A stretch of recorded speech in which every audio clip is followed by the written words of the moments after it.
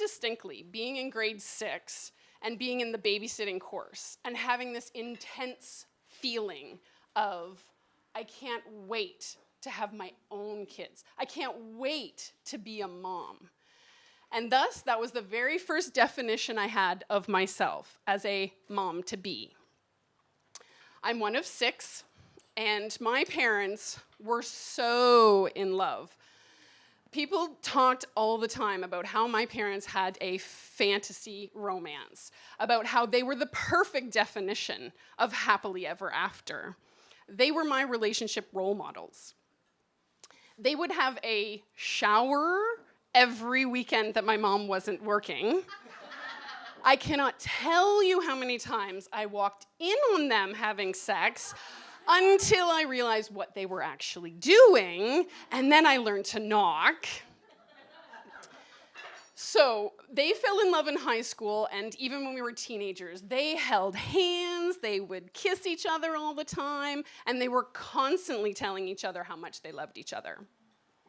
So when I fell in love in my last year of high school, and he was 3 months older than me, just the same as my mom was 3 months older than my dad, I knew it was destiny, meant to be. And thus came my second definition of who I was, the good wife.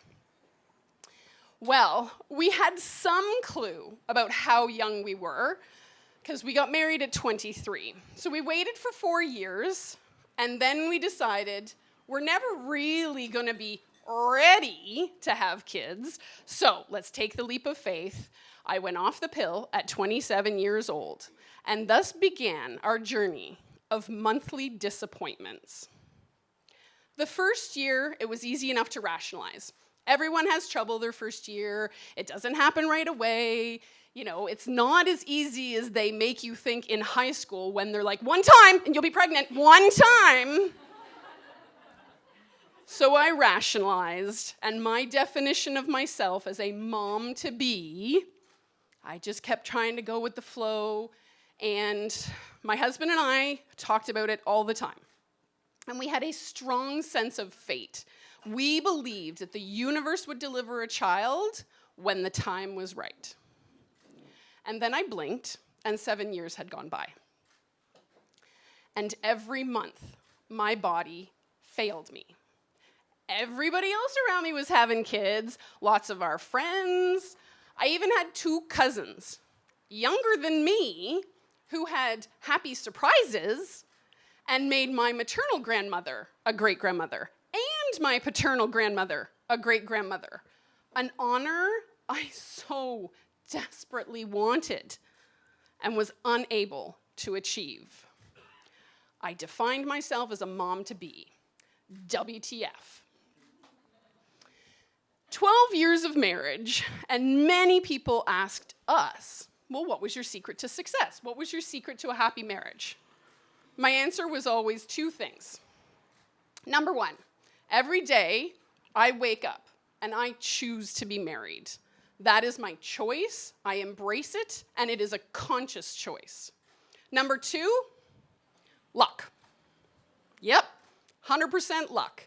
We had been married for over a decade, and one of the things that I attribute to our successful marriage was luck. We were lucky that we grew up on parallel paths. We were lucky that our life circumstances allowed us to stay together. Until one day when we were driving to the Price Club in Kitchener, before Costco was around. That's how, yes, I'm dating myself. Driving to Price Club, and we were joking around about how easy it would be to separate our stuff if we ever decided to split up. I would get the furniture, he would get the electronics, we even knew who would get which dog. And then I looked at him. Is there a reason we've been joking around so much about splitting up lately? That began a week of very hard conversations and a lot of tears. And we decided to put separation on the table. It had never been a choice before. I was going to be married forever. I was going to have the same fairy tale romance that my parents did. We had the same 3-month birthday gap. I defined myself as the good wife. Crash. That definition is gone. and we divorced. So I was single for all of 3 months, 3 whole months, which was the longest I had been alone since I was 15 years old. Not good at being alone. But I started hanging out with a friend of mine. I'd known him for over 10 years. He was easy to trust. I thought I knew who he was. Long story short, I went off the pill, and a couple weeks later, I started throwing up and was nauseous all the time. Crash. Wait. I did what every other woman does at this time. I peed on a stick and I dropped an F-bomb. I'm infertile? I'm not infertile. I'm pregnant. Wait, what just happened? I am pregnant? I'm pregnant.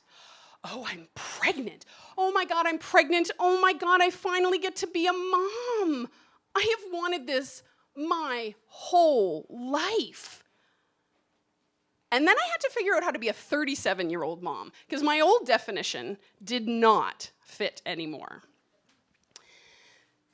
So, another incredibly long story and another pregnancy later.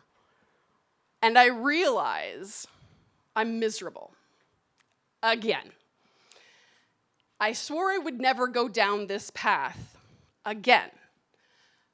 I believe wholeheartedly in living an authentic life. It is so important to me to be open and honest and real. I'm an open book. And I was not living that. And I realized that if I ever wanted my 2 beautiful little human beings to know the real me, I was gonna have to move out of that house, and I was gonna have to sacrifice being the mom I always wanted to be and seeing them every day. That was the hardest thing I've ever had to do. So now I define myself as a single mom. And a very unhealthy definition fills the void of the good wife. And I start to believe I am truly unlovable. I honestly thought that there was no person out there that would love me truly, madly, and deeply. So, for those of you who are familiar with the book, The 5 Love Languages, my love language is physical touch.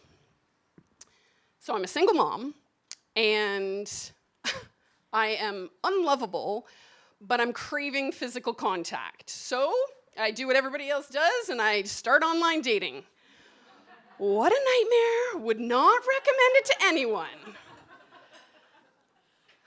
So, again, I'm a single mom, I'm unlovable. In my head, I am no catch, but I'm just out for some fun. I'm just out to fill the loneliness in the gaps when I don't have my kids. What I was not expecting was to meet 2 amazing men who helped me smash my definition of unlovable. They both helped me see my value again, and I will always be grateful for them, especially my amazing life partner, Michael.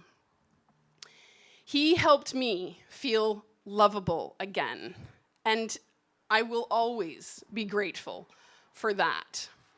Now, I have been working really hard on smashing my definition of single mom since Michael and I moved in together in October. It is not an easy one to get rid of. But I know with his love and support that anything is possible. And as much as I want to say I have this amazing story that I've come through and I'm done, anyone who's been through trauma, anyone who's on a healing journey knows that healing is cyclical. There are ups and there are downs. And the thing that makes this the hardest is that our Homo sapien brains crave labels. We crave categorizations. We crave definitions. Why? So that we can connect. Oh, I'm a single mom too. Oh, I'm a Sagittarius too. It helps us connect with people.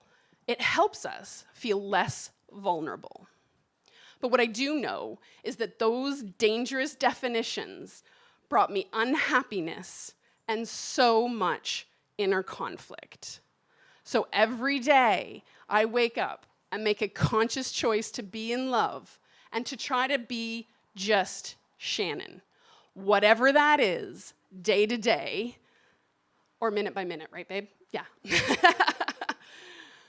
To just go with the flow, to be me and to be comfortable in my own skin.